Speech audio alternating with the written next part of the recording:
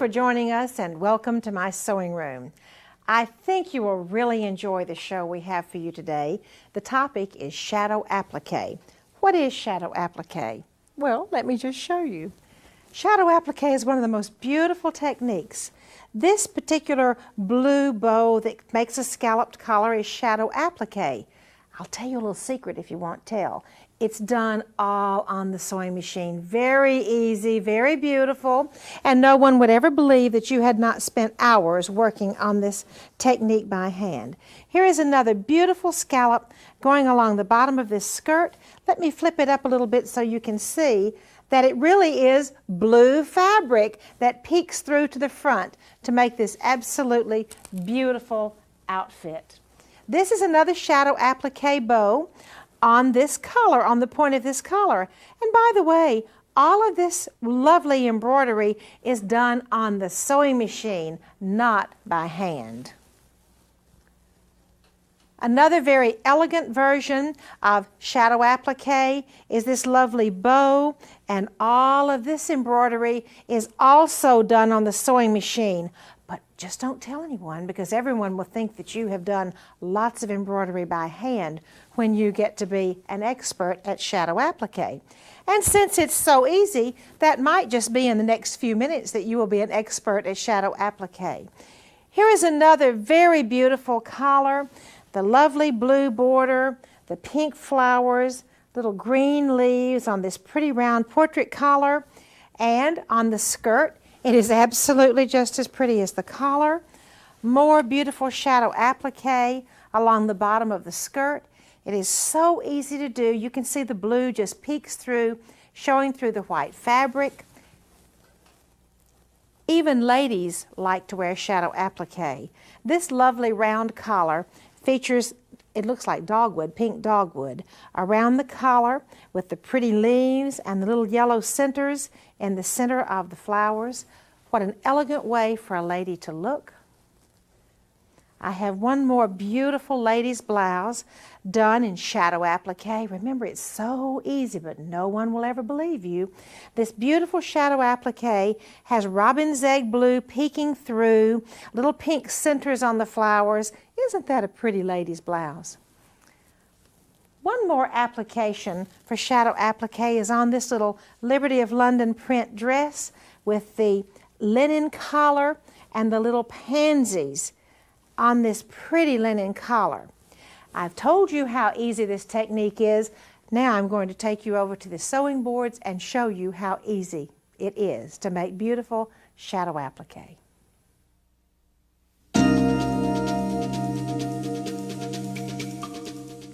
Shadow applique is so easy.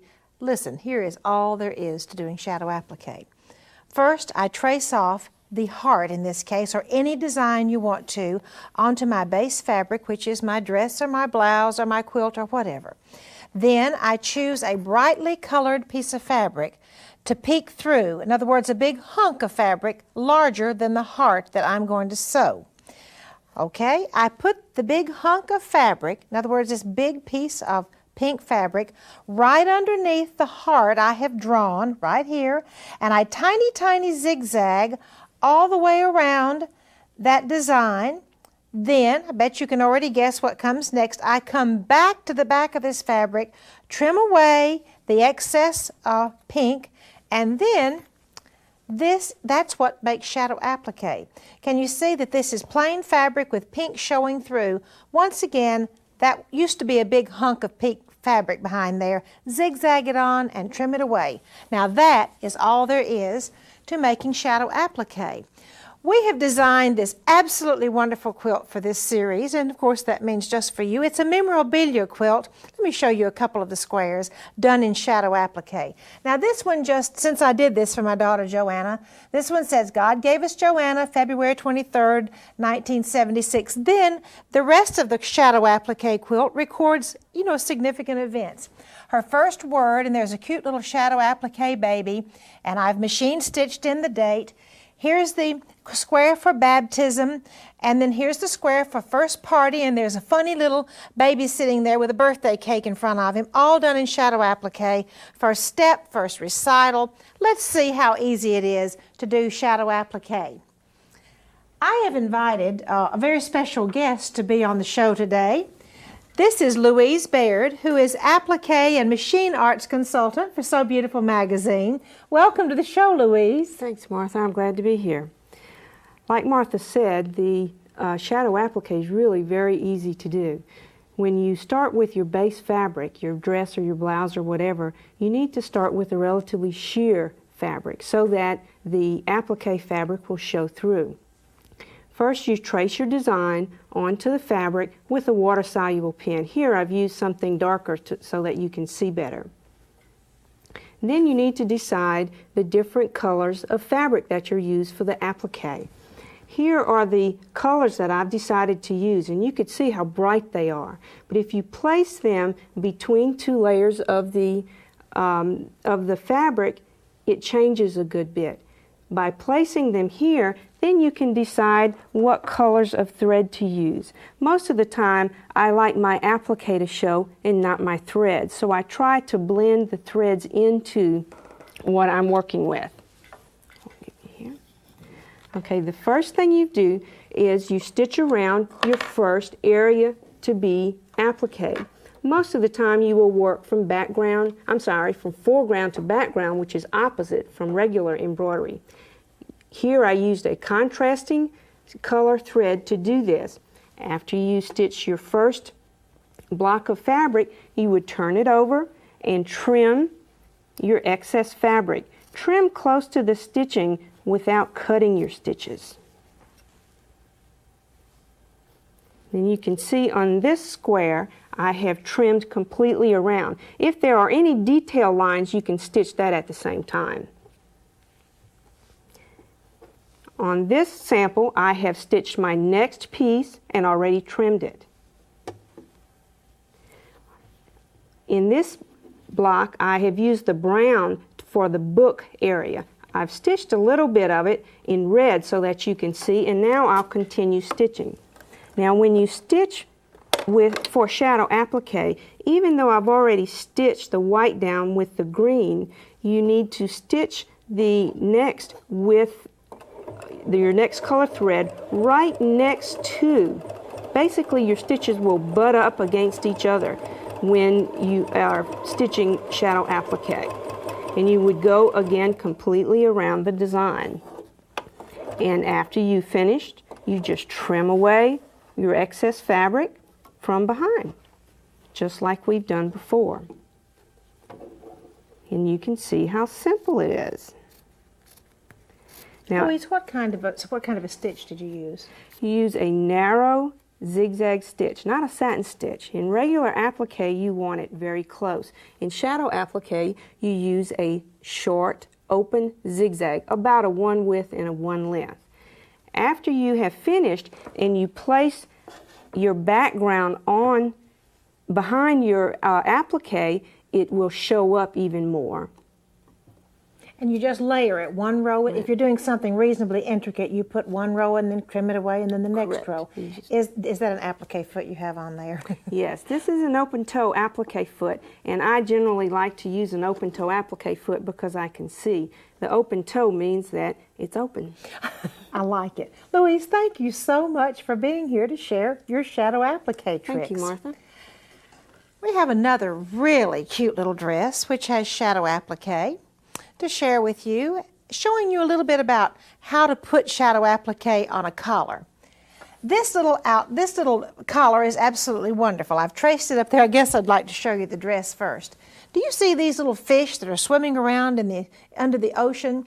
And here's some little sea growth and some more little fish. And by the way, this is a detachable collar, which is so cute because then you can wear the collar or the dress with several different colors. I just could not resist showing you the back. It is so cute also.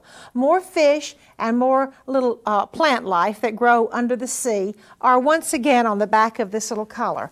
All done by machine shadow applique. Now here's how it works.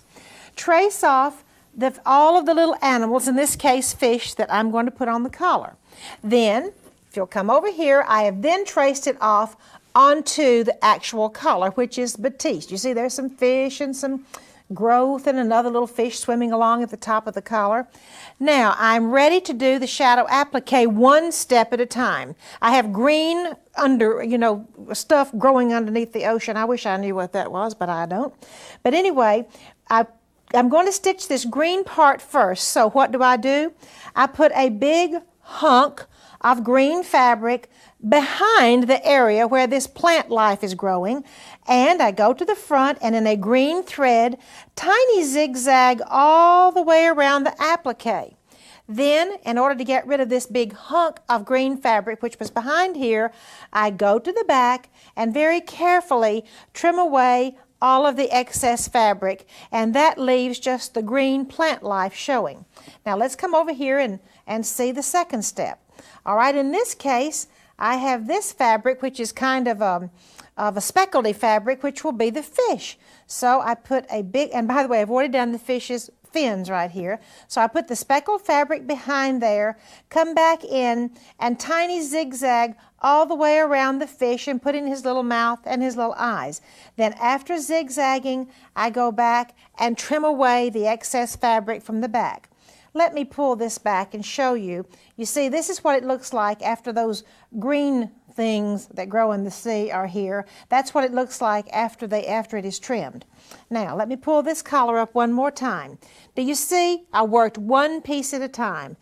The green stems, then the fish. This fish would be in two parts. There is a pink fin, and then there's some kind of a speckledy fabric used for the fish. The fin would have been stitched first, and then the speckledy fabric for the fish next. Go back in and trim it.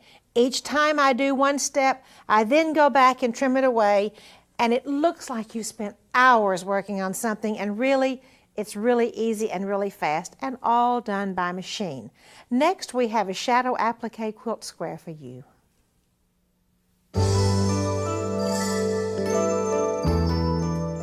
This is the prettiest little quilt square, I think. It has double hearts. Let me show you.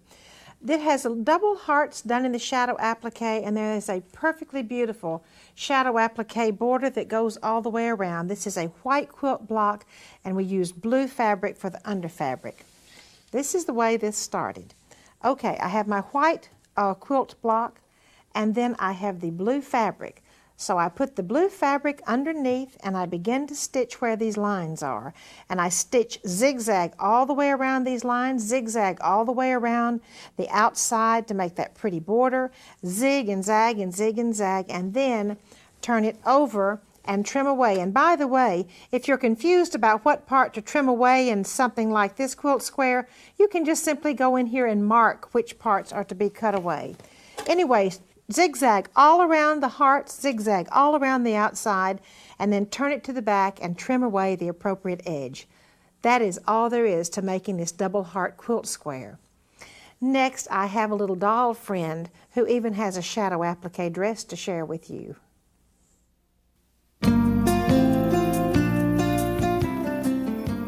My little doll friend here has shadow applique, green leaves, and pretty purple tulips up on the bodice of her little drop-waisted dress.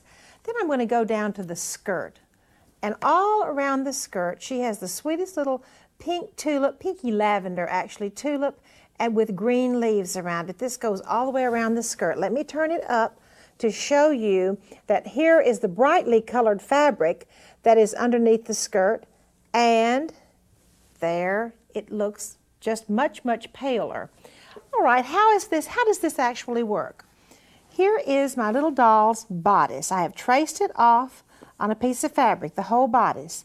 Then since I'm going to do the leaves first, I will put the brightly colored green fabric, a big hunk, right underneath there. You see, I literally mean a big hunk of fabric, and tiny zigzag all the way around the leaves. All right, let me show you about the skirt. First of all, I trace off the design. The first area I'm going to sew will be the pink flower, the purple flower. So I put a big hunk of the purple fabric right behind the purple flower. Then, next step, you see I have zigzagged around that purple flower. Let me turn it over to the back and show you. I have zigzagged right around the purple flower. Now, do you remember the next step? I trim away the excess fabric from behind the purple flower. And then I'm ready to make the next set of leaves. I've done the purple flower, it is completed. So I'm now ready to do the leaves. And you got it. I put a big hunk of green fabric in behind, then zigzag around it. Let me go to the next and show you the sequence. Then I trim it away, and this is what my flower looks like from the back side after I had stitched and trimmed everything. How easy and how pretty. Next, we have a silk ribbon embroidery stitch for you.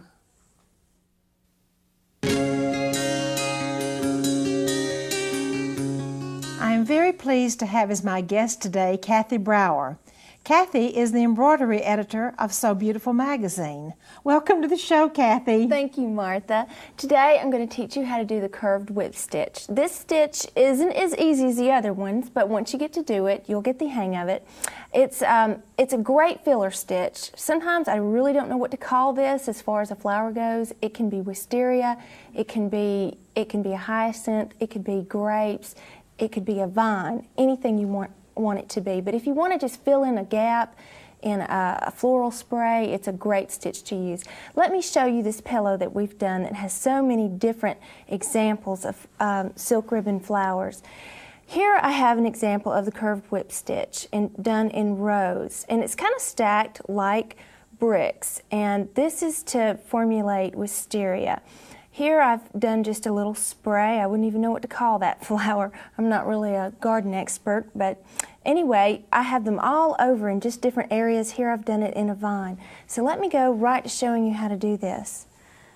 Okay, I've done it here with a very wide ribbon, a 7mm, just to show you in a large way how to use this. This is also good for cattails if you want to make some kind of, like a weed or something like that.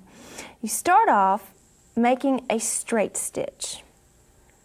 I'm going to come up a little right there, come down, and then you want to bring your thread back up almost just a thread away from where you went down, right there. Then, this is important, you point your needle in the direction that you want the stitch to curve. So if I want the curve to bow out this way, I'm going to point my needle that way. If I want the stitch to curve out this way, I'm going to point my needle this way. So right now I'm going to want it to curve outward. Then you're going to want to wrap your stitch one more time. And it's important sometimes that you keep your ribbon from twisting. That was a straight stitch. You can wrap this as many times as you like if you want to get a thicker curve. I did 2 wraps. Then you want to kind of take your needle and push that to give it a curve, and push it down to the bottom, bring it back down, and secure it. When you come back up, if you're doing a wisteria or some kind of a vine, you'll bring your needle back up towards the middle of that stitch. You'll make another straight stitch halfway up, bring it down, and as you see, you'll see it start to come together as you stitch it. Now I want my curve to go the other way, so I'm going to point my needle the other way. And you just wrap that stitch, and as you wrap it, it curves. And it's a fun stitch to do. It takes a little more time than the other stitches, but it's beautiful in floral sprays and with roses, just to fill in and add something kind of vine looking, something that'll flow. Kathy, is there any magic answer about how many times you wrap it? No, not really. It just kind of depends on the size ribbon you're using. With a really wide ribbon, you'd want to use less stitches, and with a really narrow ribbon, you'd use more stitches. Well, thank you so much. That is a beautiful stitch. You're welcome. Next, we have a lovely home decorating idea for you.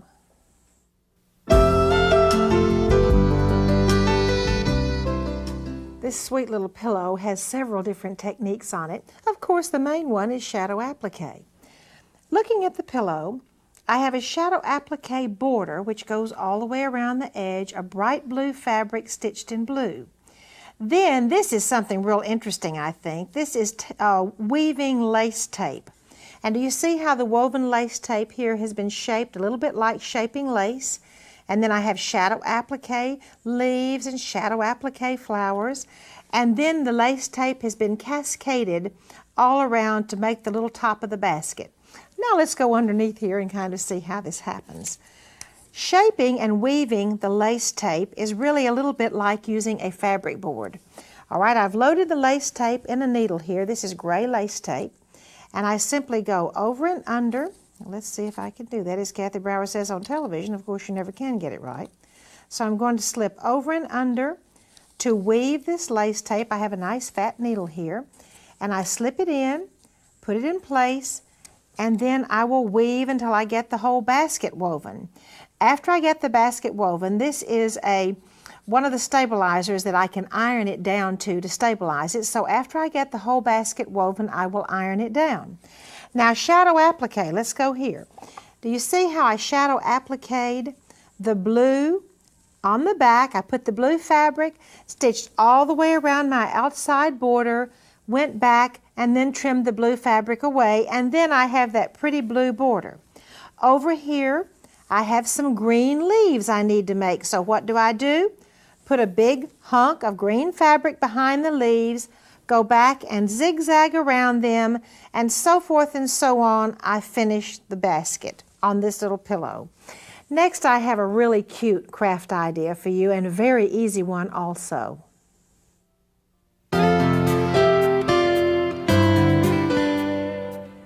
Our craft project today is really just a fun little centerpiece. Actually, I think it'd be nice to use for a summer picnic or even a little girl's room. Our little bear has a little bit of French lace gathered around his collar, and just all kinds of fun little easy things make this centerpiece. Let me move it over here. The base of the centerpiece is a small pizza board, and we have just glued on different kinds of moss. Then next comes the little bench here, and I put the little bear on it, and then the way you make the little arch, you just get all these little things, these wonderful pieces, and you begin to put them in the grapevine wreath and pull it around and start to make the little arch. Actually, there was even a little ladybug on one of these. So you start building the arch this way with all kinds of green things. Then the little bear's hat, which is sitting right beside him or her. I have to be politically correct on that. I decorated the little hat with some little ribbons, and here are even some little butterflies which were glued on the little hat to make that really pretty. And of course we took off this ribbon of the bear that came on the bear when I bought him, and we went ahead and put a little French lace around his collar and decorated with little baskets and so forth and so on. I love to collect antique clothes. Let's take a trip to my attic and I'll share some of these treasures with you.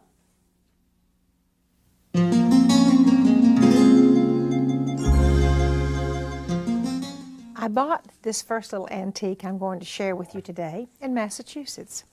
It's very unusual, I think. It's a little batiste spring coat.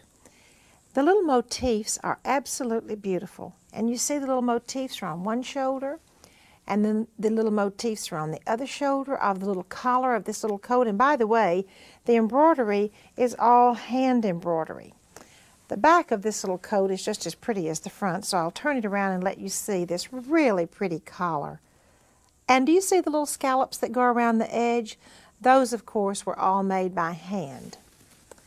My next little piece I'm going to show you is a sweet little dress which I purchased in London. It has lots and lots of all different kinds of lace work on it. A pretty lace collar, one type of lace, trimmed in the other type of laces. All the way down the front are interesting lace treatments. Over on the side of the little midi dresses are more interesting lace treatments.